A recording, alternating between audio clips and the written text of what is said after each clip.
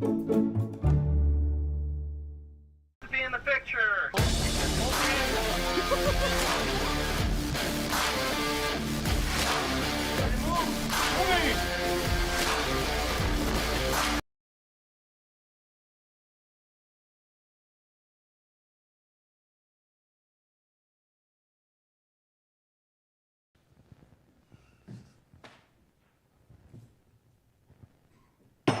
At 7 o'clock, we'll call the Savage City Council meeting to order.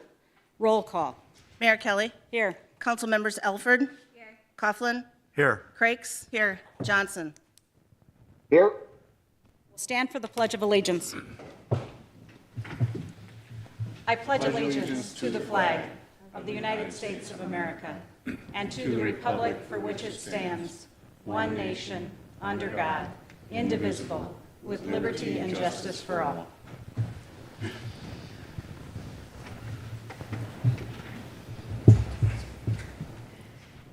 Public comments. The mayor and the city council believe public comments are a necessary component to elected governance. With this principle in mind, we welcome individuals to come to the podium to inform us on an issue or provide feedback or concerns about matters in Savage.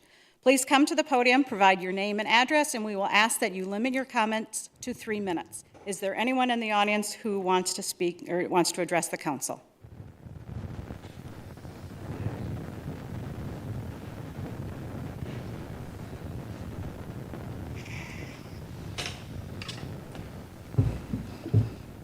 Again, I will not be giving you my name or my address for anonymity purposes because I've been threatened after speaking. Let's summarize what's gone on over the last almost year now. It's been 11 months. First of all, my voting rights were violated because of a political bias of your city clerk. And then my civil rights were violated. This is back in November, obviously, during the election time. By putting me behind a whiteboard and not allowing me to leave and or forcing me to leave to remove my parts of my clothing. Now we've gotten to the point where city administrator has made accusations against me. Retaliation by the police department by falsely submitting that situation, that incident, to the county attorney to try and have me charged with a misdemeanor is ridiculous. It didn't even hit the attorney's desk. I got a letter. I had to get a letter. Why do I have to prove my innocence when I was never guilty in the first place? And then to be swatted by the police just 2 months ago. And I tried to provide the body camera footage tonight, by the way, to the public, but they would not allow me to plug the device into their systems because of a virus when it came from their own police department. This is a cover-up, this is a corruption, and the swatting with police with guns, hands on their guns to threaten my life. This is all retaliation by either the city, the police department, I don't know who, but we're gonna find out who it is because there's gonna be an investigation at this point. Because I've contacted the police board that takes care of policies, and there was a total violation of policy by your police officer by not having his body camera on when he left the vehicle until he approached me. That's a total violation of even your own policies, which I will be filing a formal complaint, and I know it will go nowhere because the last formal complaint that I found against when you guys had your city clerk who received my personal emails from a business situation with my association, you just slapped her hands too. When is there going to be justice? This is your administration now, Mayor. When are you going to hold people accountable? This is ridiculous. It just keeps going on and on and on, and the liability keeps mounting and mounting and mounting, and there is going to be a civil rights lawsuit. There is going to be a lawsuit in Scott County over all this retaliation. Why am I being put through this and being persecuted for just simply wanting to vote, and then now this domino effect of everything else? I'm tired of it. I want it to stop. I want the police department to stop threatening my life with guns when I'm trying to file, which is what your police officers told me to do, serve the papers on the association, which I was trying to do that night. But not this officer presently here, but the officer involved, get me unlawful orders. He has no, this is private property, first of all. And I own the association property, and I was never even on the property. For him to solicit a trespass and try to trespass me, when I hadn't even gone on the property in the first place, I was talking to another neighbor in the circle that shopped at the gas station that I worked at. Why? Just tell me why. None of you. By none of you saying anything, you're all culpable because you're all agreeing with this and allowing this to happen. It needs to stop. Otherwise, we'll get a judge and we'll get the FBI.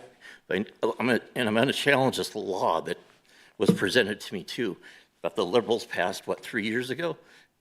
Who would campaign at 7 a.m. in the morning with a hat that just wants to express my ability to keep America great? How ridiculous that this started because of that. And now we've had all this stuff happen afterward. When's it going to stop? That's my question. Thank you. Seeing no one else in the audience that wants to make a public comment, we will move on to additions, modifications, and approval of the agenda. On the dais, there was an addition to the consent calendar. Now I moved it. Thank you.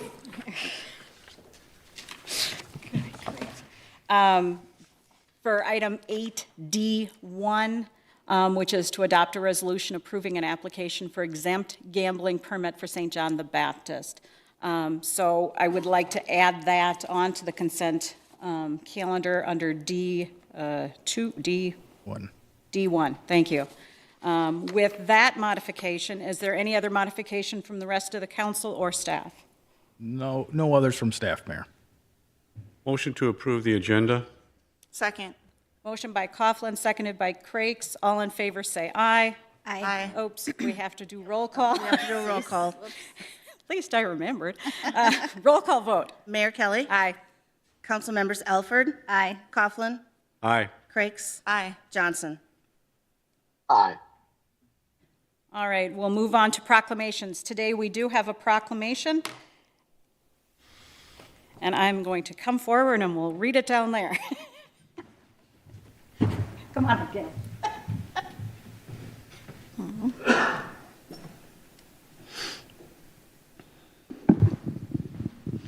Thank you for being here. Thank you. Proclamation. It is Welcoming Week 2025.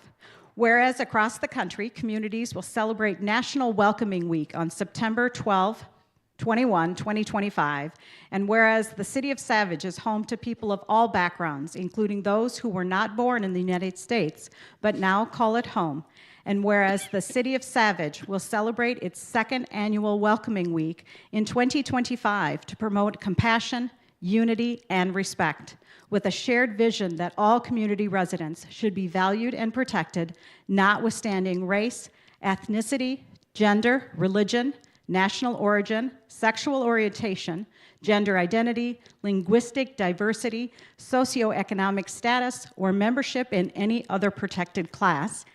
And whereas our community depends on making sure that all feel welcome here. Today, new residents are a vital part of our community, bringing fresh perspectives and new ideas, starting businesses, and contributing to the vibrant diversity that we all value. And whereas, regardless of our heritage, we are residents united in our efforts to build a stronger community. By recognizing the contributions that we all make to create a vibrant culture and a growing economy, we make our community more prosperous and more inclusive to all who call it home. Now, therefore, I, Christine L. Kelly, Mayor of the City of Savage, hereby proclaim September 12th through September 21, 2025, as Welcoming Week in the City of Savage, and encourage the business community, civic groups, other units of government, and community institutions to undertake initiatives beyond this proclamation to make the region a place of welcome for new and long-term residents alike.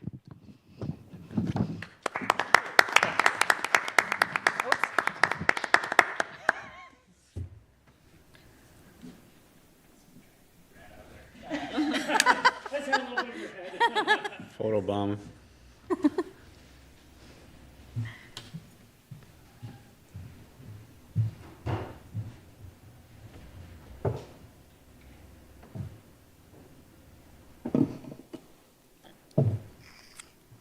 Presentations, there are none tonight.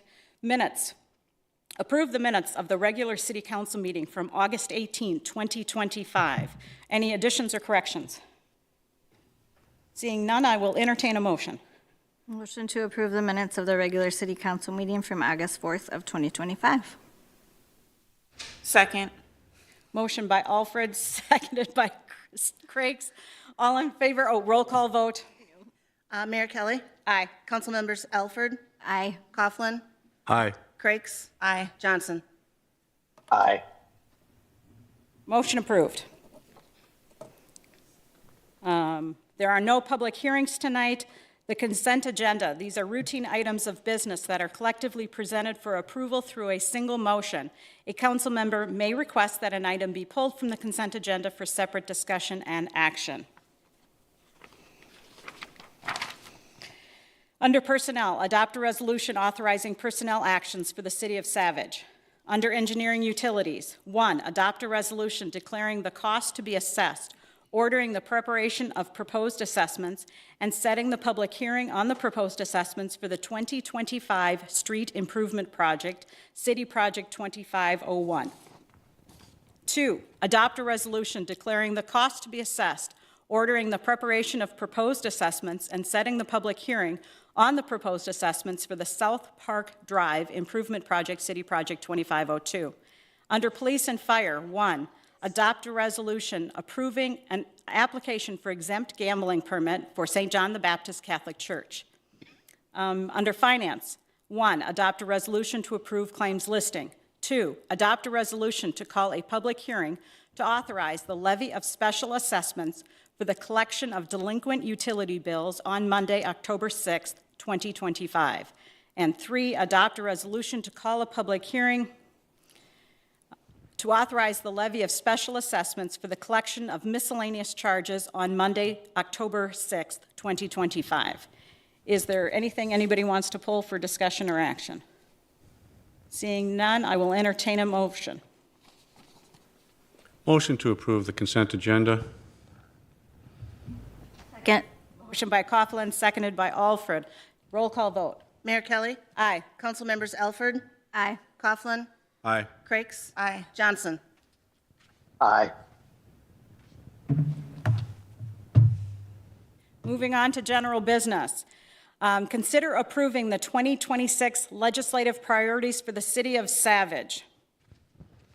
Who's going to handle it? I'll do a quick introduction, Mayor. Each year, the City of Savage adopts legislative priorities. We've been doing this since, I think, 2019. And Chris Swanson, our Assistant City Administrator, has prepared some potential changes. We also are going to include a conversation about Scales legislative priorities. They have asked us to comment on their 2025 legislative priorities, see if there's anything they would like to change. They keep moving this up in the calendar year for us, so that's why we're bringing it to you tonight. But other than that, I'll let Chris talk about our legislative priorities and the additions that we have for this year. Wonderful. Thank you, Administrator Larson, for that wonderful introduction. That touched on a lot of my points too, so we're good there. So why set legislative priorities? It's integral to our intergovernmental relations between us and sort of the Minnesota Capitol and that process there. They control the purse strings, and they can also control the laws, so it's good for us to have a back and forth with our representatives there. What really kind of helps, why there's a value to this process is there's hundreds of bills proposed at the legislature each year. Us having kind of a personal touch with our local elected officials and having kind of a set group of priorities to focus on makes us more nimble, more responsive to that process. Also, it lets us kind of spotlight areas of focus with our elected officials, allows staff to be more responsive when these things come up, because we talk about this before it comes to you, just so we kind of have a game plan as things arise through the session. And then also what I've found in my couple years doing this work is once those elected officials start talking to us about this, when stuff does arise, particularly in the committees and such, they'll reach out to us and get our thoughts on it before all of a sudden they're voting on a bill. So I think that's really important to have as part of the process. 2026 legislative priorities looks very similar to 2025.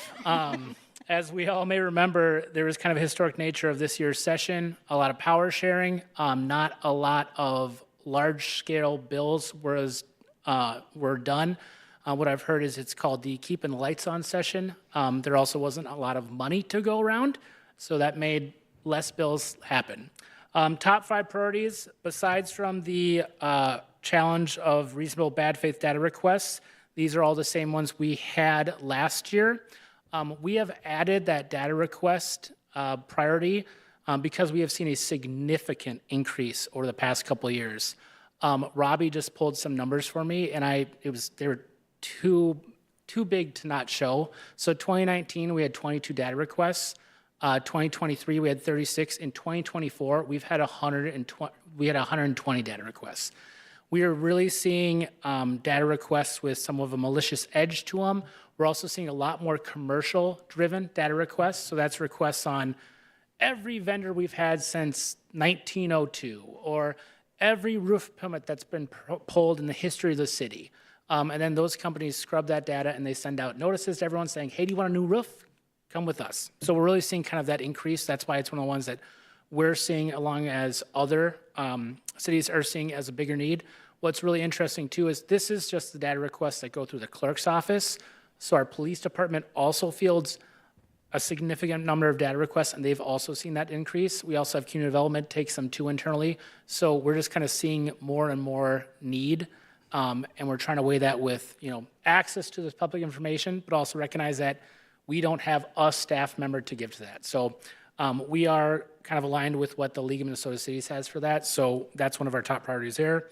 Other key focus issues is just transportation generally. We have kind of the more specifics within our packet, local control around community development, housing and elections, public safety, and then oversight in the environment.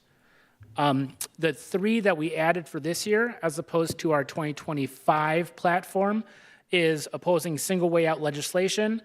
This is in partnership with the Minnesota Fire Association Coalition, basically just trying to maintain at least 2 ways out. If I'm saying that wrong, Jeremy, please tell me I'm wrong. It's a layman's term for what they're actually doing. Supporting mechanisms, again, that would permit cities to challenge whether a data request is reasonable and made in good faith, including those that are frivolous, submitted in bad faith, that are unreasonably burdensome. Again, I mentioned the every vendor we've had since the 1900s. Those are real data requests that come in. And then also the ones that are primary for commercial purpose. As I mentioned, we've seen a significant increase of those. And then finally, the last addition for 2026 is support local authority to apply rental licensing regulations on group assisted living facilities with 6 or fewer residents. So what staff is recommending tonight is that the council approve the 2026 legislative priorities for the city of Savage. Mayor and staff, once approved, will be meeting with our elected officials in the coming weeks to talk over these priorities. And there's just a reminder that the session begins on February 17th of this coming year and adjourns on May 18th. So at that, I would like to open that up for any conversations, any discussions. And then once we talk through this, we'll move on to the scale section of the conversation. Great. I did ask Chief Bresnahan to do a brief presentation on the opposition to the single way out legislation, because I'm going to tell you, I read the paragraph and went, what? And I was so confused, I thought I'm going to go to the source of who knows how to explain this, because once I had it explained to me, I thought, oh, that makes sense, but anybody who looked at our agenda and read this maybe was as confused as I was. Sure. But Chief Bresnahan. Sure. Good evening, Mayor Kelly and council members. Single-way access really is revolved this new initiative that is trying to be pushed where they're going to reduce from 2 stairwells to 1 stairwell for a building that's 3 stories up to 7 stories. Currently, you only need 1 stairwell for a 1st and 2nd story multi-unit residential. With us reducing from 3 to 1 in a 3-story to a 7-story, why they're able to do that is they're trying to say you're going to get 1 access, and then your fire service and their ladder companies are going to provide the 2nd access.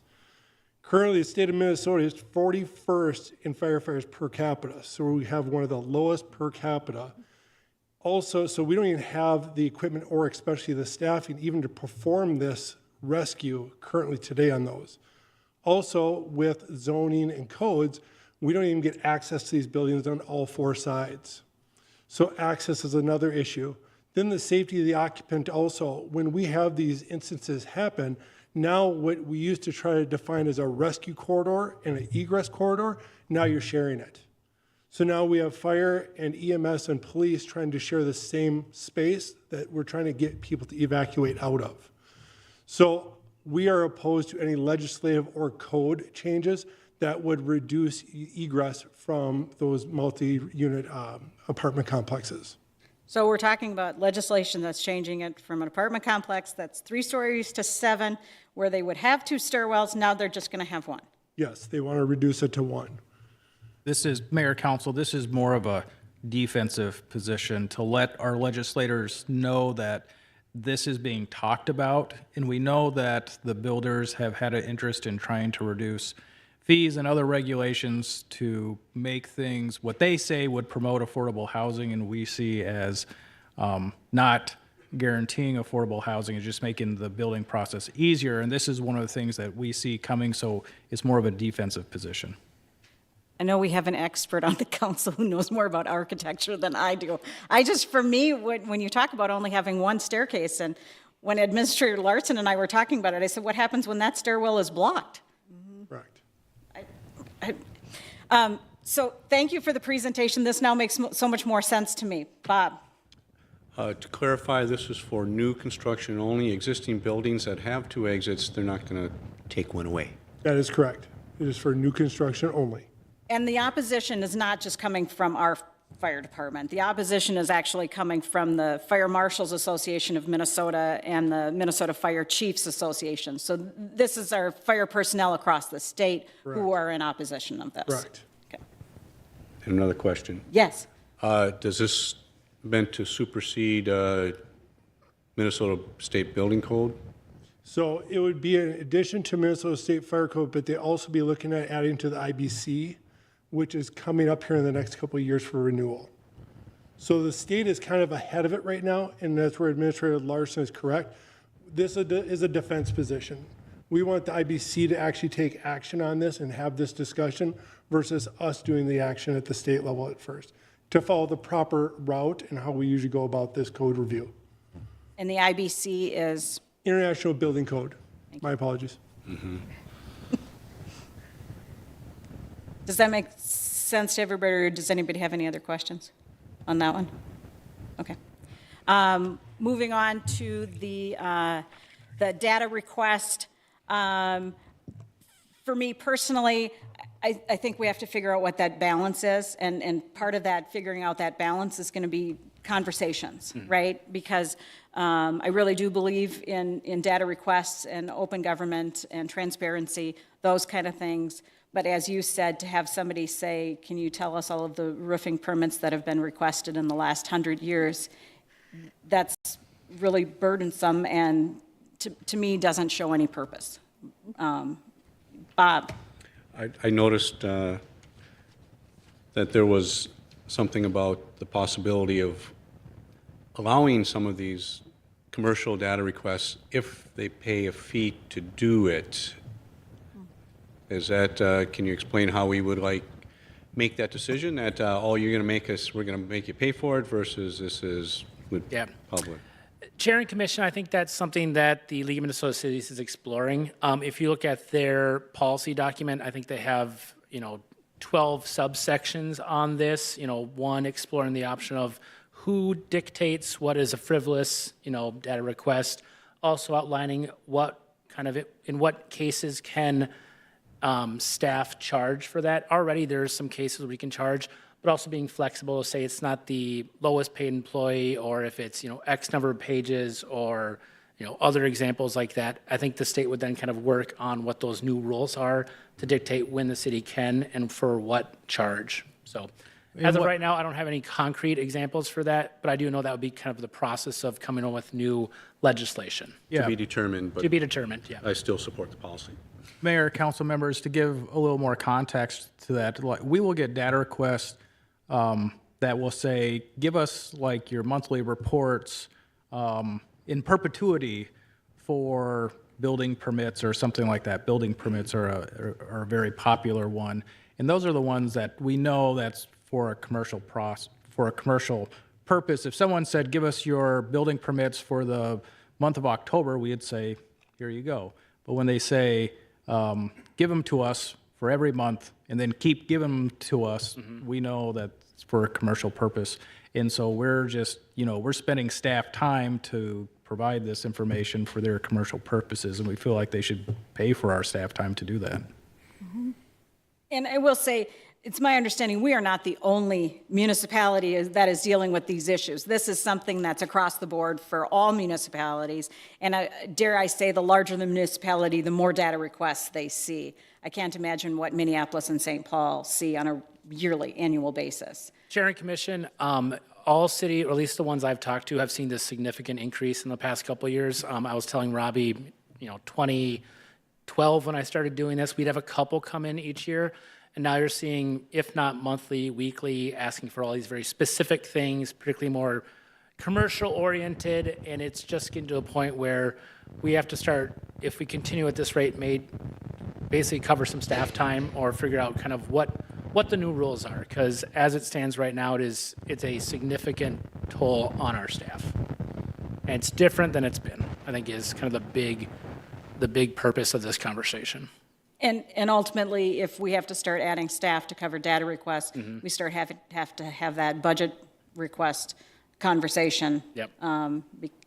Because additional staff is additional levy. Yep. Mayor, council members, our city clerk has requested the last couple of years to have data request software that would help, because we're also doing this basically by Excel spreadsheets. We're tracking the emails.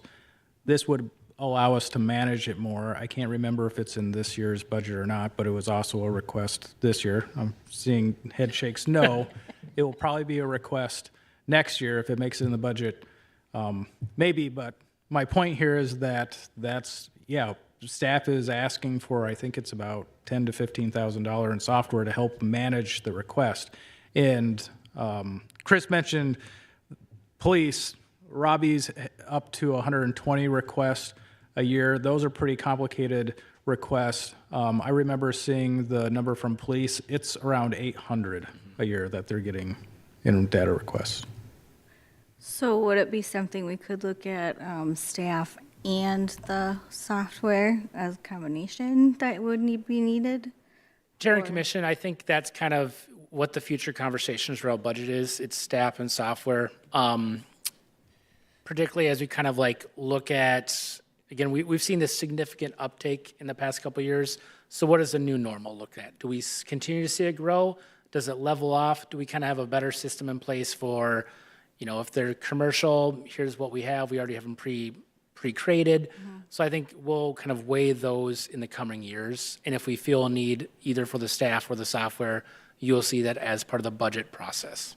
I was thinking when you said that on just organizing, if there's a way to organize them when they come in, just to get them, I don't know, I'm an organizer, so I'm first in the pile that it goes with, and then you do that, and then you kind of can go through them quicker when it's in I don't know, as you're organizing your closet, you have keep, donate, maybe, and kind of, it's a very dumbed down version, but, commercial, residential, miscellaneous, or questions that need more time to dig into. Just thinking from stepwise and more of a process-based. I think the I don't know. staff currently Do they? have a good Okay, I don't process. know. And as we said, the police department has their data requests, so they have, kind of their process and how they handle it. And the police department also has some extra things that they have to be concerned about Right. with their data requests. They have theirs. Our city clerk does the general ones, and then I think you said building or Who else does data requests? Community development has Community some data development. requests too. yeah. Yep. It's more about the quantity versus the fact that the processes are in place and are working. It's just the quantity right now of them It's coming in. quantity and the requests. just take sometimes an immense amount of hours to put together all of the data. Okay. Stacy? Is this a topic that Scale has been talking about to try and coordinate efforts across at least the cities and the county? It is not on the scale legislative priorities, but it has been talked about at the League of Minnesota Cities. Would it, okay. With things the way they are, is there an opportunity to collaborate and be more efficient? Not legislatively, but just like with systems and doing that through Scale? I'm not sure if there would be ways to do it through scale. The software that staff is looking at really just helps you organize it and gives it a, if I'm saying this right, Robbie, it gives it a workflow. So what we're concerned about is the quantity that comes in, like we miss something or we don't want something to fall off the table, so to speak. So it just helps organize it and gives you a workflow to make sure that you are addressing the data requests as they come in. I'm not sure if there's too many opportunities to work with other cities on purchasing software or something like that. I think if there were, we could talk about maybe a joint powers agreement for purchasing or something, maybe, but I don't think that's really going to, that will help. I don't think it's going to help a lot. Okay. And last question, is there an opportunity for outsourcing?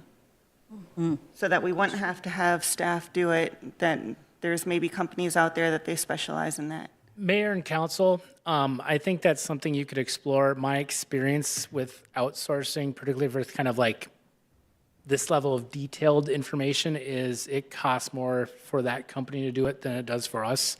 Kind of as Administrator Larson mentioned, the kind of delicate nature of these requests, I would prefer to keep that in-house, just so we can ensure we have the right eyes on it. I would defer to Robbie to add if there's anything else she would say to that effect too, or.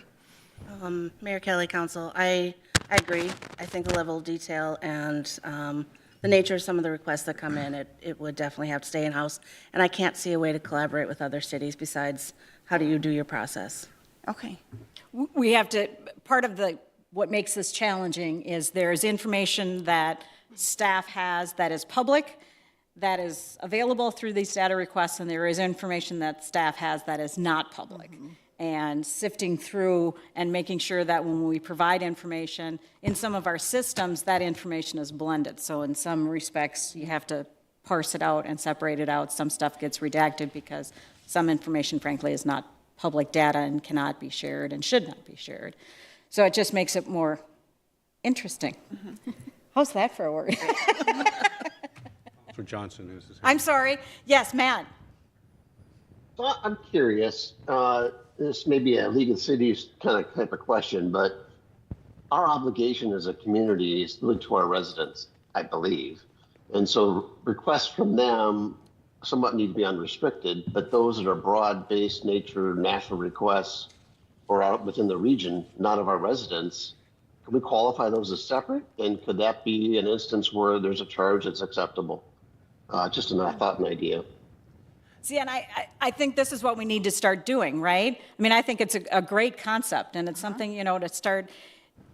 I think we get better legislation for especially something like this where it's a really delicate balance when we really start talking about all of the interests, right? I mean, I think the transparency, like you said, is so important, right? So it's trying to figure out that balance between the transparency and also making sure that we don't, reveal private data, that we don't, mess that up, and then trying to figure out, are those requests, are our responses important or to be as, overarching for non-residents? And yeah, can there be a different balance for non-residents, if you will? Yeah, I don't know the answer, but I think we need to start having the conversation. Bob?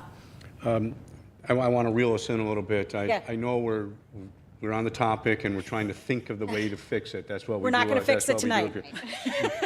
Tonight we're really looking at, do we support on a legislative level seeing if they can help make this a better process. And so, Great point. we're not gonna figure it out today We're not. and have all the answers that we're looking for. So I want to make sure we kind of Thank look you. at this as what we're looking at it today. And for a comment, Stacy had, is scale involved? Well, they are also in the process of developing their legislative priorities. And we have in front of us a list of last year's. And they've been asking communities to submit priorities that we would like scale to take up. And yes, there is an opportunity that we can bring our priorities before scale and say, we think this is important to everybody at scale. Does scale support this legislative priority? So yes, there is an opportunity to possibly work together and get some collaboration on that. Bob, I feel like you're moving us forward. Isn't there a game on? Not tonight. I don't watch anyway. I don't. Stacy. Thank you. I think that's a great point, and I'll be honest, when I look at these and I see how many legislative priorities we have, plus then all of the legislative priorities that Scale has, plus all of them that everybody else has, like, to me, the more we can make them align, the better shot we have, right? So how much of that can we do with some of these, especially when we're basically saying we're taking our list from last year, we're renewing the entire list, plus adding more to it. So I just don't know how many is too many. Mayor, council members, that's a great point. That's why we try to identify the top 5 priorities. That's what we really focus on when we talk to our state senators, state rep. And then we let them know about all the other things too, but we really focus on that top 5 because we know that they're getting bombarded with priorities from everybody else as well. And Mayor and Council, I'd like to add to that too. So all the rest of the other priorities you see, they are aligned with the League of Minnesota Cities or other professional organizations like the Fire Association. We've been intentional about that because we recognize we can't do all this. We just can't. But the more we can say we also support this, or our community also supports this, the better. And then again, if that legislature person's like, I don't know if I support this or not, they can reach out to us. We can help push that conversation and be part of that coalition that helps them understand kind of what the city's needs are. The other important part about this, I would say from my perspective, is we'll get requests kind of at the last minute.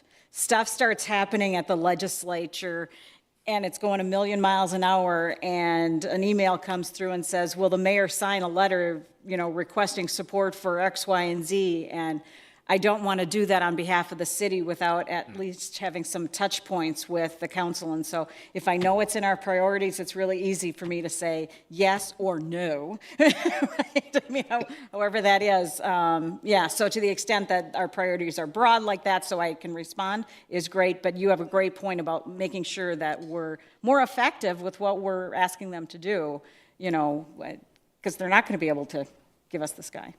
Well, I think Yes. that's important with collaboration too, that what you say to piggyback off of that. If we can collaborate as much as we can with different departments and see if we can come together, that I think in the long run will help make it so when things do come up, it's not, oh my gosh, what is this? We need to get it. So we've already kind of seen it and kind of thought about it and at least looked at it before it, so it's not like, oh, this is a huge surprise. So I think collaboration is amazing. I think you guys are doing a great job. And we do have some good collaboration already with Scale. For example, And the Scale, Quinton yeah. Avenue Bridge is actually a Scale priority also. And if you cross-reference these two, there's a few that dovetail into each other. So Yeah. they have been listening not only to us, but other communities that are having the same issue. Stacy. Yes. Do you want to add something first? I'll let you go and. Okay, I was just going to add, we are part of these other committees as well with MBTA and the I-35 Corridor Committee, and they also have their priorities, and just as much as we can intertwine those, because I know those are the letters you're referring to. Yes, exactly. A bunch of them come from MBTA. MBTA, the I-35, 169, yep, we get those requests. Yeah, asking the mayor to sign on to Yes. whatever, yeah. And they are very Yeah. short Yeah. timeframes. Yep, short turnaround. Mayor, council members, the one thing I was going to add, this was a change just last week. We may not need to include the potential bonding request for Quinton Avenue Railway bridges. I think we have a good compromise with the rail. We're going to bring that to the city council at the work session next week to talk about that, but we may not need their support, at least not right now, for replacing those bridges. So stay tuned. It's very exciting. Always is. So exciting. I'm excited. All right, those were did we get, oh, no, we didn't get to the third. The rental licensing regulations on the group-assisted living facilities with 6 or fewer residents. You speak to that a little bit? Mayor and council, Community Development Director Dean could speak to it, but I also think too, just generally, we're starting to have complaints about those facilities, and I think historically they've been unlicensed, so we're just trying to figure out a little bit more control at the local level. Yes, so, council, mayor, at one point, cities could require rental licensing, basically for all rentals, licensed group homes as well. A year or two ago, there was it sounds like a lawsuit against a city, and part of that was ultimately arose to some change in state legislation, where it was not allowed for cities to provide rental licensing or require rental licensing for licensed group homes. Cities, as well as the League of Minnesota Cities, are proposing to reinstate some of that legislation to basically give that local control to cities, and so that we can make sure that the residents are safe living there, as well as these homes within neighborhoods are in line with neighborhood compatibility and things like that. So it basically restoring what was there before. Bob? My last question is, with the possible drop of Quinton, is there any other items on this long list? I recognize almost all of it that has gone off the list. Have we dropped anything from last year? Has anything been satisfied that we got what we wanted?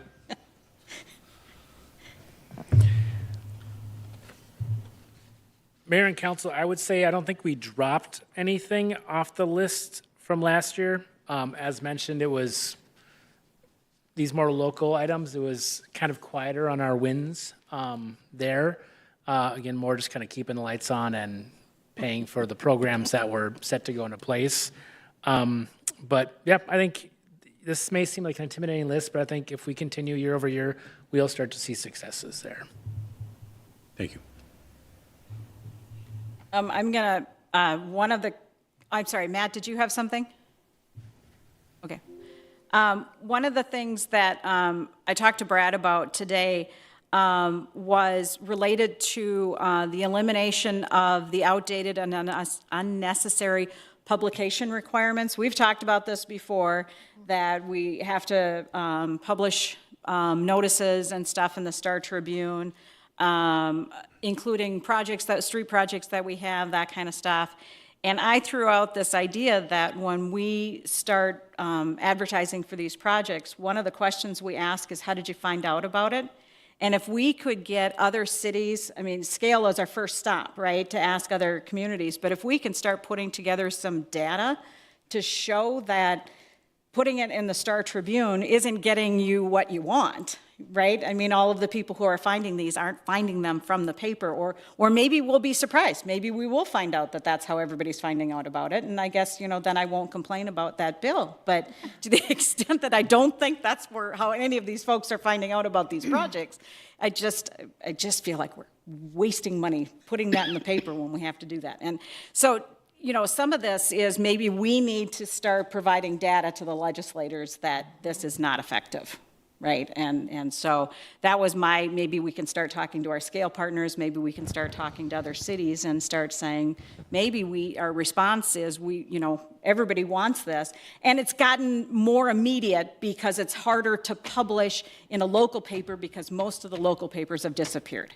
And it was one thing to put it in the Savage Pacer, that I never objected to that, but it's another to put it in the Star Tribune, when they don't even have a huge coverage of our community, right? I mean, when the Pacer covered such a large portion of our community, everybody was getting the paper and everybody knew what was happening because of the paper, and now we don't have that. And I just think the reason for the publication is disappearing. The justification, I should say, the justification for the publication in this paper is disappearing rapidly. People are not getting their information this way anymore. And I think we need to revisit the idea. And maybe the legislature would appreciate some data that supports our claim that this is not effective. But that was I wanted to throw that out as yeah. I agree with that, and I do think it would be interesting to see what that shows. I don't want to change the subject, but if anybody else has any comments on that, otherwise I will. Go ahead. Okay, so the other one I think is really important that we need to make sure that stays top of priority has to do with our water supply, because water projects always take forever, and if we're not planning ahead and ready for any upgrades or updates that are needed before they're needed, then we're going to be too late. So I know we have a couple on here about the Burnsville landfill and the Burnsville water treatment plant, since we get a lot of water from Burnsville. And I just want to make sure that we're not comfortable, because we're okay right now, knowing that down the road we might not be. So that's one I'd keep just below top priority. Well, I was just going to say, do you want to bump it into the top 5? I mean, it's a fair point. Do we want to bump it up to one of the top 5, or are we okay with it being 6? Potentially. I don't know that we have enough data or information yet for me to say that absolutely I need it in the top 5, but I think it would be good timing to look at it and just see what information there is out there, and just see if there is a need to try and push that sooner than later. I'm hoping Burnsville is prioritizing that, and just showing support, I think, is a good thing for us to put in our priorities too. So that's almost to the level of a letter, but yes, we do. It does affect us as much as Burnsville. And they're two completely different issues, right? I mean, the Kramer Quarry, right, we're directly getting our water there, and to the extent that needs some rehab and whatever, that will directly impact us sooner rather than later. The landfill is that amorphous thing that's out there that may impact us, and as we all know, if that starts impacting us, that impact is going to be significant, and that's, understating it. Mayor, council members, if we are able to take off the state bonding request for the Quinton Avenue rail bridges, we could move that one up. And maybe it's just a kind of reminder that we don't want the legislature to forget that there is this really detrimental thing looming that, I would rather see it taken care of before it becomes, critical. And there are lots of issues across the state with water. And so there is already a long line, and I just want to make sure that we stay, we and Burnsville stay on that list, or get on that list as early as we can. Yeah. Yeah, and other communities, their water issues are significant. Mm-hmm. And they have come up quickly. And when they come up, then they're, I think we have done such a great job trying to get ahead and get out there to make sure that we're prepared for our needs, but that's based on what we know right now and what our needs are right now and projected into the future, that kind of stuff. Our big plan for our repairs for, our water treatment plants, and we've been preparing capital to make sure we've got that to cover it, but all of a sudden, if something else crops up, we're going to give our finance director a lot of heartburn. So if all of a sudden we turn to him and say, oh, we need $10 billion to, fix something, and And moving, here's a box of Tums. and moving Quentin, that's very far down. We've had a lot of support on that along the way to get to here, and it's not coming off the list. It's just maybe not the biggest scream. Yeah. All right. Do we feel good about what our priorities are, or does anybody want to talk about anything else on this list? Are we ready to move on to the scale priorities? Does anybody want to talk about the scale priorities? Do we? Also, I would ask you make a motion formally approving these priorities. Thank you. Just so we have that if questioned, let's Thank say, you. by. And why don't we could we have the motion be with protecting our water sources as one of the top 5 priorities, and then have the Quinton Bridges move down to not a top 5 priority? And staff can figure out the language to put around that. Motion so moved. Second. Motion by Coughlin, seconded by Alford. All in favor? We're Roll going to do roll call. Mayor Kelly? Aye. Council members Alford? Coughlin? Aye. Crakes? Aye. Johnson? I saw his lips move. I didn't Aye. hear anything. There you go. You got it. All right, now we can move on to scale. Is that, okay. Mayor and council, we're going to move on to the discussion around the 2026 legislative priorities for scale.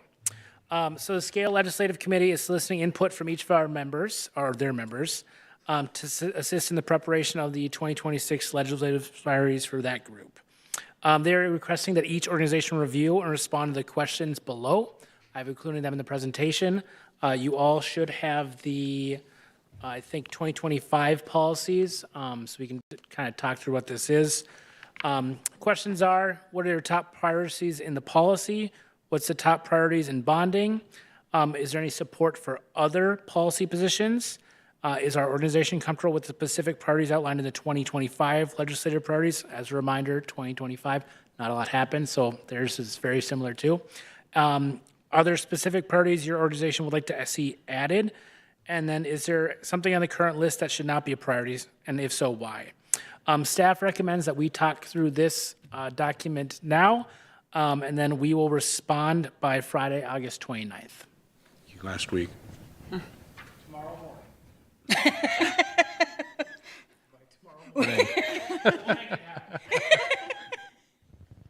I saw the date 2 again today and thought, All right,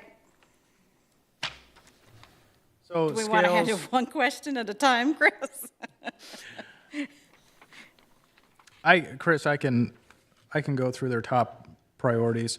So the incremental cost of growth is really about the developers pushing for either a reduction in building fees or potentially loosening zoning regulations and allowing things just as right and taking away local control.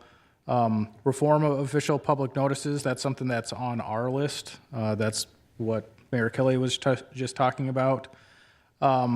Housing, this is to support more affordable housing, but what Scale's priority is and what they try to emphasize is that we're open to changes and we want to have flexible zoning in different programs, but we want to make sure that it is actually creating more affordable housing units, not just making the building process easier for developers. We want to make an easy process for developers, but what the priority is affordable housing. And what we have found is just making the process easier doesn't necessarily result in more affordable housing units. Easier and cheaper. Yeah. I mean, that's part of the argument too, right? Easier and cheaper, because if they make it cheaper, then it will make it more affordable. And to be honest, frankly, my experience is it's not making it more affordable.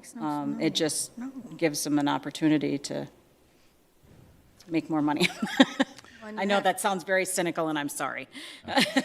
And part of the Scale Housing legislative push has not just been talking about affordability, but it's been addressing the proposed legislation over the last 2 years of across-the-board, state-level mandates on what we can and can't do with zoning and housing and ordinances, and allowing things like, all of a sudden, multi-units to go into our R1 residential areas and things like that. So scale has, it's not specifically listed on here as that, but scale has been a strong priority, and we've discussed it here at this podium in the past also, and talked to our legislators personally about these issues too. So that's kind of ties into this, but it's not explained in a 5-paragraph essay like that. It is not, and like you said, we've had multiple conversations about this. We're obviously going to have to keep having multiple conversations about this, because trying to come up with a solution for affordable housing is important. I truly believe that. I think it's, something that will benefit all of our communities, across the state.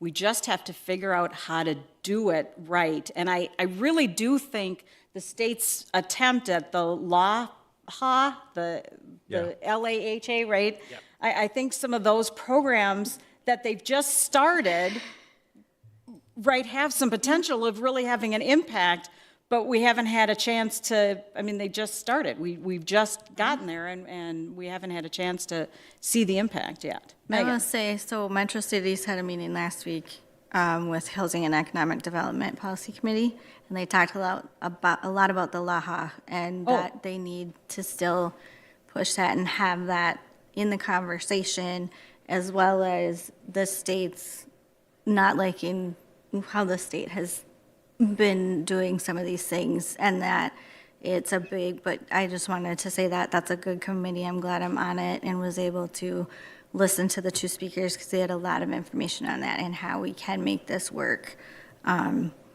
So I can do a little bit more at the end, but that's another, Metro Cities would be another connect point with that committee. Metro Cities has been vocal on it, so has the League of Minnesota Cities has been very vocal on it. I think the MLC has also been vocal on it. Yep. We are no longer part of the MLC, but I think they have also been pretty vocal on it.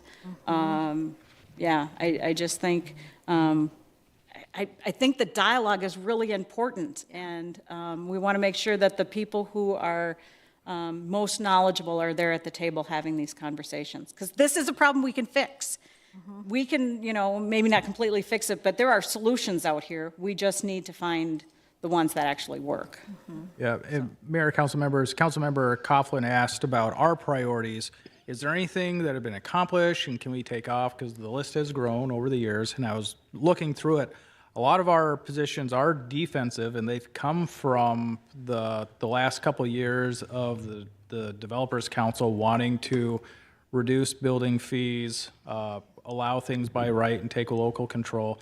And that's what these two are from Scales priorities as well, the incremental cost of growth and housing. So I'm just kind of tying those together. We have not just like one or two, we have multiple priorities on our legislative priorities, because we're just trying to play defense on these because it's come up multiple years. And some of them have come up and they've surprised us. We didn't see them coming. The Scott County Soil and Water Conservation District state aid funding, I do not have a lot of information on this. Scale was opposing a decrease to their funding. I'm not sure if that was approved or not. And then the last one is on road bridges. I think this was really came from the townships. This position was to have MnDOT take over those MnDOT roads where there is a bridge on it, instead of having townships and cities pay for the maintenance and the ownership of those. Mayor and council, I'd like to add a little bit more to that one. I know for some years, MnDOT has been, in a prior city I worked at, they tried to give the city a bridge. And I can tell you bridges are very expensive to maintain. So I think this is pushing back against MnDOT's plan to gift cities with those, and counties and local areas. So this is what I think that's been, I think you saw MnDOT start trying this in the past couple of years and got pretty significant pushback. So again, it's kind of that defensive posture of nope, you built this, this is yours, you maintain it. You know, as construction comes in, we can sort of talk about what that looks like, what the process is, but we don't, as a city, we don't want to own a bridge generally, at least over MnDOT property. That would get us back to the Quinton Avenue Bridges conversation, but We that's have next bridges week. already. Yeah. And then just one other thing to add, well, I got two other things to add. In talking with the Scale exec team and Stacy, who's kind of wrangling this stuff, in their legislative subcommittee, I think their position was the same as what Chris was explaining with our legislative priorities.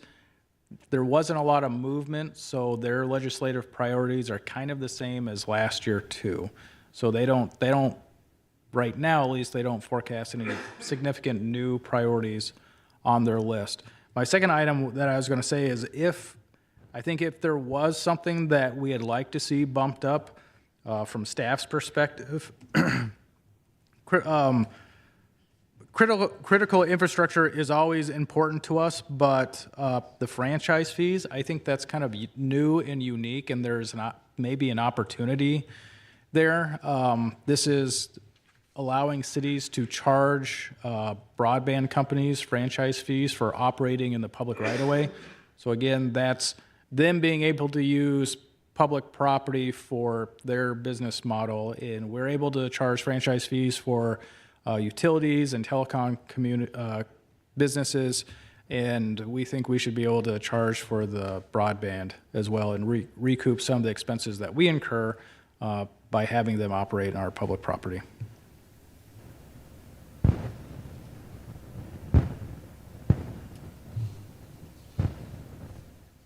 So what staff is looking for is just any comments on the top 5 priorities, if you're okay with these, or if you think something should move up, or or something that you're not in favor of.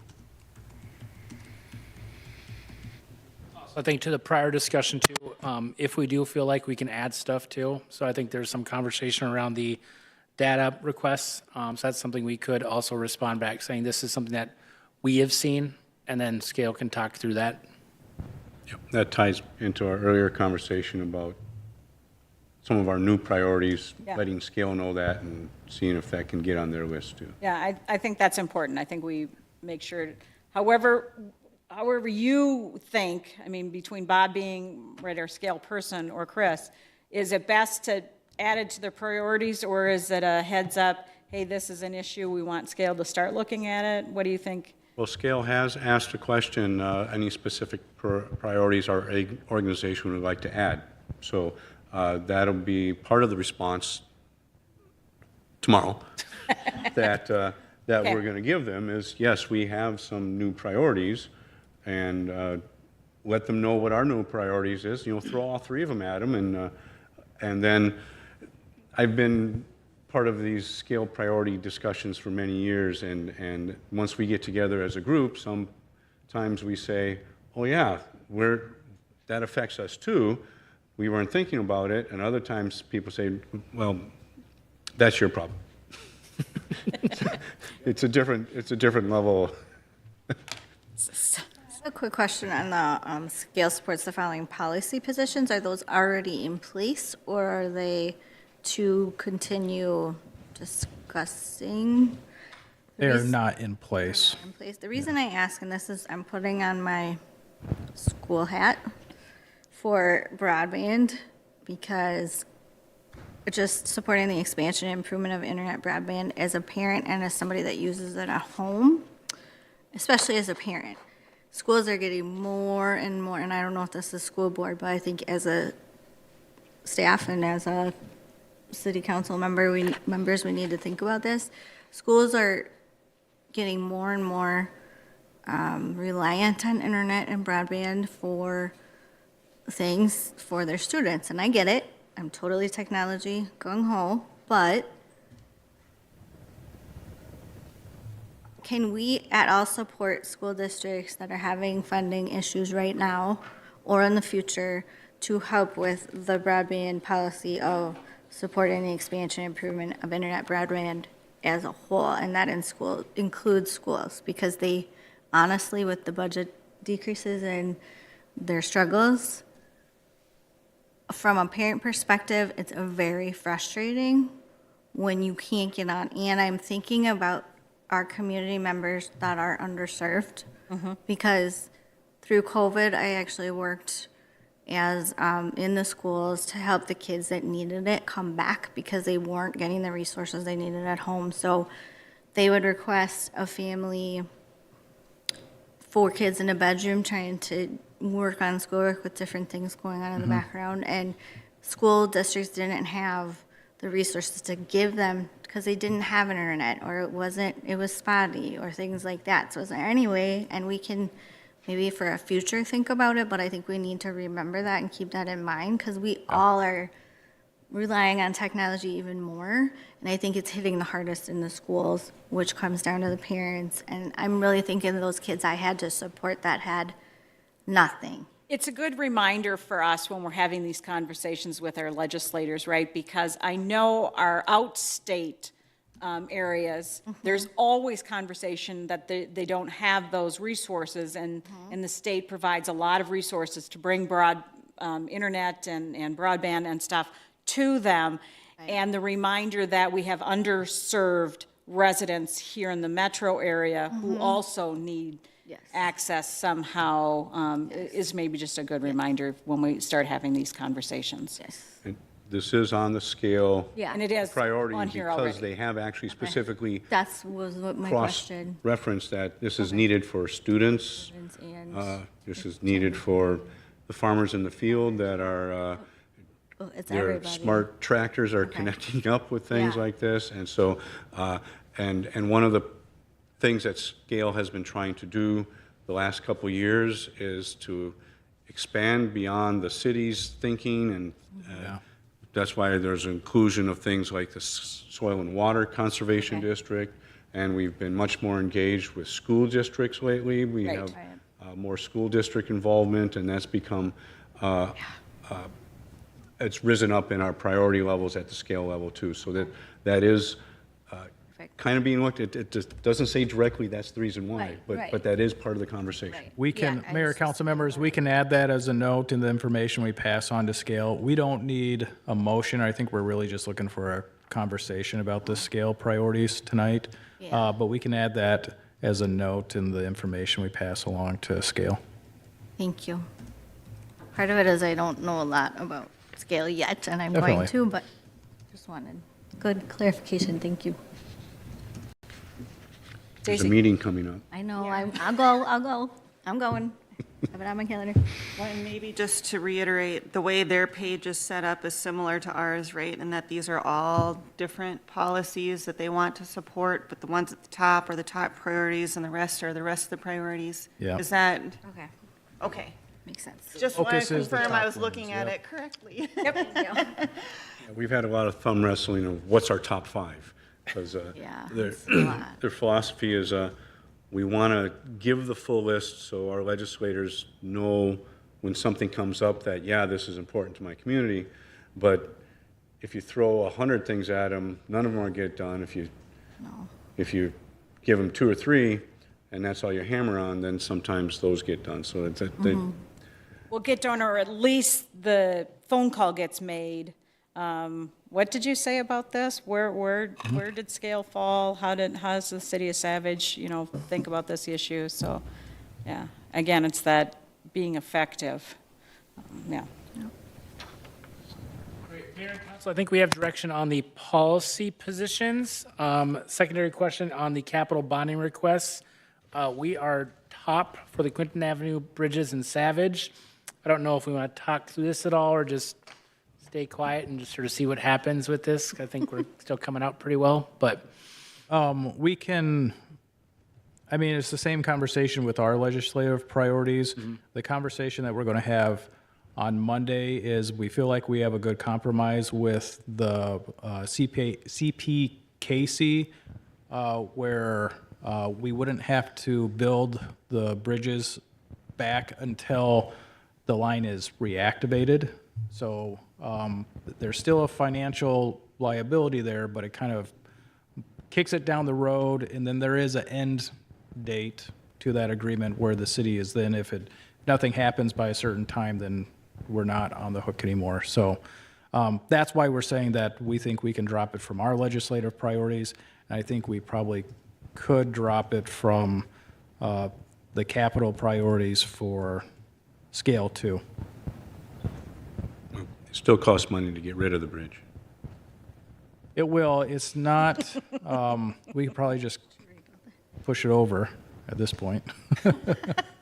It's putting it back up. That's the really expensive part. I think that one bridge, if you blow on it hard enough, Yeah. it is not looking good. Anyway, all right. More conversation. Do you feel good? Do you feel? Mayor and council, I think we have good direction to respond, hopefully the next day, to the scale email. Again, I appreciate this robust discussion. And just to add my comments on the rest of these capital improvement projects, they all would benefit, they're not in City of Savage, but they would benefit the citizens of the City of Savage, the Innovation Center, if they were able to do that. We would have residents that would use that. All of our residents use the household hazardous waste facility. I think we are using 35, and hopefully people are using the Louisville trail there. So these are things that impact the whole county, so I think we would be supportive of these. I do too, and I think part of the whole mindset with scale, right, is, you know, we're an individual city, but to the extent that we can work together and be more efficient and effective, it's good for everybody. And, I mean, some of our scale initiatives with job creation and that stuff, some of this directly goes to that. I mean, the Innovation Center and stuff directly addresses wanting to have 50% of our jobs, you know, here within the county and stuff, so, yeah. Yep. And thank you for being willing to have the conversation at this meeting. Normally, we do these at work sessions, so it's just sitting around the table having, you know, those conversations, but it seemed to work with the agenda to do it tonight. So, and then timing, we didn't want to wait another week to do it. So, thank you. Thank you. All right. Moving on to city council reports. Does anybody have any city council reports? Go ahead. I do, Madam Yes, Mayor. sorry, Stacy. No, I had an looking at my MVTA meeting on August 28th, and they just shared some numbers that I thought were interesting because we were partway through the State Fair and partway through Renfest and setting new records every day on ridership on MVTA. So we didn't have the full data yet. We'll probably have that at the next meeting, and then I'll plan on sharing that out. Perfect, thank you. I had, like I said before, the, oh, I lost it, sorry. Housing Committee meeting, affordable housing. We had two presenters. He's back. You're good, keep going. Okay. You're fine. We had two speakers, presenters, Annie Ryerson and Jennifer Bergman from the Minnesota Housing Financial Agency on local government programs and local affordable housing aid, talking a lot about the LAHOA, and I can't remember what it stands for. LAHA. Hawaiian Affordable apparently Housing now. Aid. There we go, affordable housing aid. I was on a little bit of cold medicine at the time because I had a bad cold, so I was telling the dogs to be quiet. Stop barking. So it was a really good conversation. Now having this meeting, it all makes a little more sense as far as what they're talking about because I'm still kind of learning what they're talking about and getting into it. We are not going to have an actual meeting for the third meeting. We're going to just be able to send it to the committee members and have us look at things that they're going to present to legislature and different things on that. So that will be, September. But that will be just sent to the committee members and then we will respond to what they sent to us. So it's been a great learning experience to be on the committee, and I look forward to more.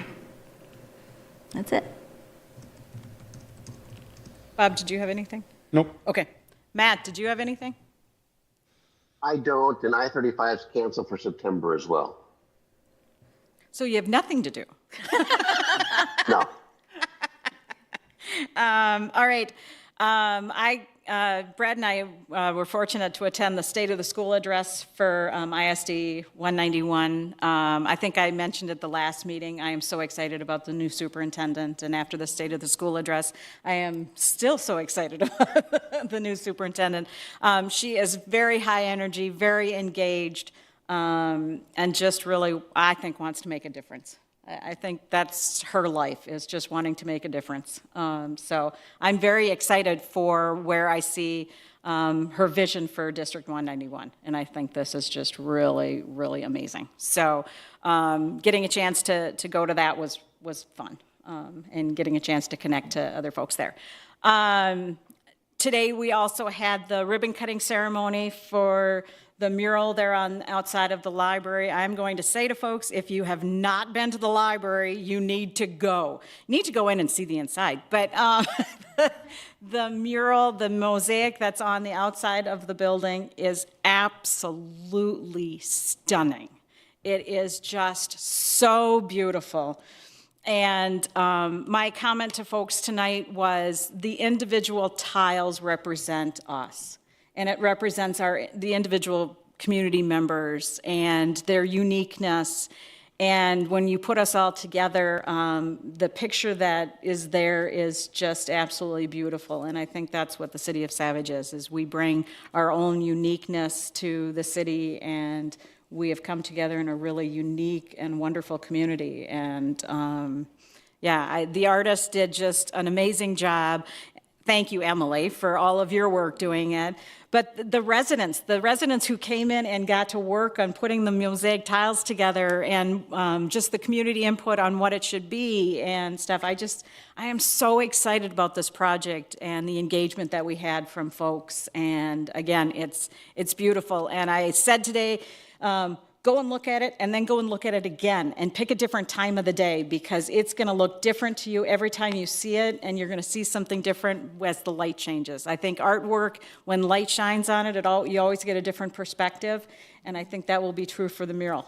And I said, in the City of Savage, take a different look at it, because you're going to get a different perspective on the city as well. So just absolutely beautiful, and thank you again to all of the folks who just had some kind of input on it, and thank you, staff, because it was just an amazing accomplishment, and we had a lot of staff who were involved in making sure that happened, and I just really appreciate it. All right, we're going to have an update on our roads. Tonight we set the public hearing on the assessments for South Park and our neighborhood street projects. And they are taking a little longer than I think we hoped. And I had just asked Seng if he would give us an update on where both of those are at. And I've had some residents calling and asking. So I'm going to just be quiet and let you take over. Thank you, Mayor, members of the council. I wish I was here before you tonight and said, hey, we're all done with South Park, but that's not the case. So if you remember, when we started this process, we had 3 different phases for South Park Drive. We were hopeful that if we started early enough from phase 1, which was east of the roundabout, that we could do that before school ended, because there's less school traffic in that area. Well, I think we're, from a schedule-wise, phase 1 and 2 were really good. Phase 3, I think, has been a different animal in itself. So if you look at the map here, phase 1 was, can I mention, from the roundabout here to 27. That was fairly uneventful for the most part. Phase 2 was a little shorter, from the roundabout to kind of where those businesses are. If you remember the kind of daycare, and there's a strip mall associated with that as well. That was phase 2. That went well as well. We've kind of gotten to phase 3, which is kind of the busier area, kind of the commercial area in front of Target, some of the restaurants within the area as well. So that's kind of phase 3, which is kind of all the way to Trunk Highway 13. Because of the weather, they've lost quite a bit of days, working days wise. Seems like it rained when it wasn't supposed to rain, unfortunately. And we also came upon some conflict in terms of small utilities as well that had to be relocated out before work could really begin. So we are a little bit behind. We're hoping to get this road opened up, substantially completed by the 29th. To open up, not necessarily get all the restoration or the wear course down yet, but at least get all the phases done. So we've kind of had to reshuffle some plans. We did complete the wear course, plants, pretty much everything else on phase 1 and 2, which is a little bit ahead of schedule in terms of that. If you do drive out there, the medians are complete. We were still waiting on the light fixtures. For that. That should be coming here next week. They should be able to get that up here in the next couple of weeks or so. So that should finish some of those areas up. Phase 3, we're still working on. So from a utility perspective, storm sewer should be completed here probably tomorrow. They ran into rain against this morning and lost a day's worth of work. So they are going to be back here tomorrow to finish that. Our general contractor is working on subcutting the turn lanes, as well as working on some of the sidewalk within the area. Hopefully that should be completed here by this week, is what we're anticipating. So from a schedule standpoint wise, milling, which is taking off a little bit of the pavement, we're starting hopefully next week, mid next week as well. Reclaiming probably the same week, and then getting some curb and gutter put in, or at least just installed for the meetings, everything else, probably next week sometime. So from a rough schedule-wise, base course, which is probably when everything starts to get wrapped up, we're looking at probably September 17th for the base course. But then there's so much activity. I know there's road closures in the area. There's so much activity between the base course as well as the wear course that we may not be able to open up that section yet until pretty much everything's complete. So if you look at our schedule, base course 17th, plants, trees, restoration of the medians, we're talking about September 18th. Binder, a couple of days after that, September 22nd is what anticipated is, and then wear course 2 days later. They'll have to come back and do the striping probably about 3-4 days later, so probably by the end of September we'll have striping completed for the whole entire stretch of South Park Drive. So everything's weather dependent. Seems like it's raining when it's not, but it is what it is. I think the contractor's been really trying to do a good job, trying to keep things moving along, but we have been delayed in terms of those utility relocations and then the weather as well within the project. Thank you. Now can we move on to the neighborhood project? I've gotten some phone calls on that, and yeah, I'll let you start. Yeah, so our 2025 Street Improvement Project, or the neighborhood street just off of Connolly Parkway, east of County Road 27. That is getting closer. So we're probably looking at about a week and a half of work before everything is pretty much complete. I know there's been some challenges. We've had to replace some curb and gutter last week, just before the wear course is being put down. We do walk through, make sure that any new curb and gutter that's been installed, if it's cracked, broken, we do replace that. If we do miss anything before that as well, we do replace that as well. So that's kind of why you see some additional curb and gutter replacement within the area. Also, just from the restoration work as well, when they've got additional equipment in there, if they've got a bobcat or some sorts, they may break the curb or anything else. So we do walk through and make sure that the curb and gutter is replaced before workhorse is down. Patching is supposed to be done this week. It's supposed to have taken place, parts of it today, but because of the rain, the holes that they dug are filled with water, so they have to kind of pump that out, let it dry out. So that is supposed to take place here tomorrow, pretty much for the rest of this week, patching some of those areas that did settle because of the time, which is the nice thing is the time between the base course and the wear course. If there is more time, there is time for additional sediments to come through. We're able to take care of that, which is a good thing. We have found quite a few areas that have been dug up and will be patched and that before the wear course gets put down. Paving of the wear course should be taking place here Monday next week, starting with the cul-de-sac areas. So that is some of the harder paves or a little bit longer paves it takes to kind of get those areas. And then Tuesday, they'll come back in and do the mainline paves, so some of the straight roads. That goes a little bit quicker. Generally, they run more trucks when they do that, just because they can get more production out of that type of paving operation. So really, after that is done, they do have some minor side restoration to complete, and really that's all it is for for the project, and hopefully we'll be done by next week, so. So I know that there was some utility work like last week or the week before. Was that our utility work, or was that the utilities coming in doing their own kind of thing? That was ours, fixing some of those catch basins that may have moved when the paving operation occurred, or adjustments that weren't correctly made. Now, Excel Energy was within the project area. That's why we kind of had the lag time. We had about 3 weeks to a month that we were not in there doing anything. Is because Excel Energy was replacing a lot of services as well as the main line, power line within the project area. So that was something that was kind of last minute that came in that they wanted to coordinate.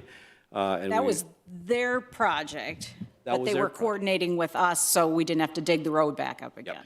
Yep, and so we wanted them to get in there before we did restoration within the project area so that we didn't have to essentially do it twice. So we had to coordinate with them on that one. Thank you, thank you. Oh, and there was mailboxes. I know mailboxes got moved. Yep, Mayor, Members of Council, so as, at the beginning of the project, what we do is we put temporary mailboxes, just because of the amount of impacts with the neighborhood. We have gangs of mailboxes that are placed in a certain area, and then that's where all the mail gets delivered. Once the base course is put down, once the mailboxes are put back up, the ones that have been taken down individually are put back up, we do remove the temporary mailboxes. Mail gets redelivered to the individual mailboxes. Now, I think the issue that a resident had brought up was the concrete curb and gutter replacement that was done the second time. The mailboxes were sitting right in front of that curb and gutter that was replaced. So a barricade was put there. There's a hole in front of that area, and so the mail may have not necessarily been able to been delivered to those mailboxes. So that's something I think we have to, from a staff and contractor, be more detail-oriented in terms of that. We could have filled in that hole after we poured the curb and gutter, provide some type of access to that. So that's a learning opportunity for us, more of a, hey, maybe we can take a closer. I know that it's a rush to get some of these things done, but that is a learning opportunity, and I will discuss that a little more with our contractor as well as our staff, that if we do see things like that, we should maybe address that a little bit quicker. Thank you. I think that was all of the questions that I had. I think we answered most of those. Yeah. Is there anything else from the council? Otherwise, I will entertain any other written communication, general information, or follow-up. None from staff, Mayor. I'll just Yes. provide one quick comment. I just want to say thank you to communication staff for putting out the thing on the pedestrian crossing on 154th, because I know there's a lot of people who live south of 154th who are very happy to see that. So thank you. Thank you. All right, and with that, I will entertain a motion to adjourn. Motion to adjourn.